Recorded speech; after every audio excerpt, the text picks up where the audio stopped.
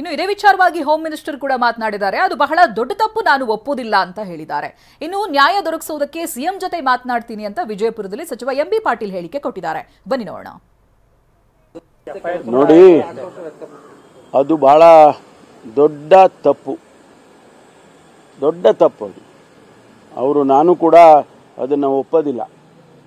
ಯಾಕೆಂದರೆ ಇದೆಲ್ಲ ನಾವು ಎಕ್ಸಾಮಿನೇಷನ್ ಮಾಡುವಂಥ ಸಂದರ್ಭದಲ್ಲಿ ಅವರಿಗೇನೋ ಒಂದಿಷ್ಟು ನಿಯಮಗಳನ್ನು ಪಾಲನೆ ಮಾಡೋಕ್ಕೆ ಹೇಳಿರ್ತಾರೆ, ಇದನ್ನೆಲ್ಲ ಹೇಳಿರ್ತಾರೆ. ಅದು ಒಬ್ಬ ಇಂಡಿವಿಜುವಲ್ ಮಾಡಿರ್ತಕ್ಕಂಥದ್ದು ನೋಡಿ ಇಡೀ ಸಮಾಜಕ್ಕೆ ಅದು ಸರಿ ಕಾಣಿಸ್ತಾ ಇಲ್ಲ. ಅದು ಯಾರು ಮಾಡಿದಾರ ಆ ಥರ, ಅದು ಆ ವ್ಯಕ್ತಿಯ ವೈಯಕ್ತಿಕ ಮನೋಭಾವ ಆಗಿದೆ.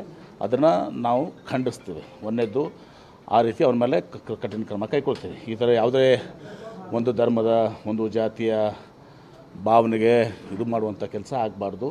ಅದು ಮಾಡಿದ್ದು ಭಾಳ ಘೋರ ತಪ್ಪು.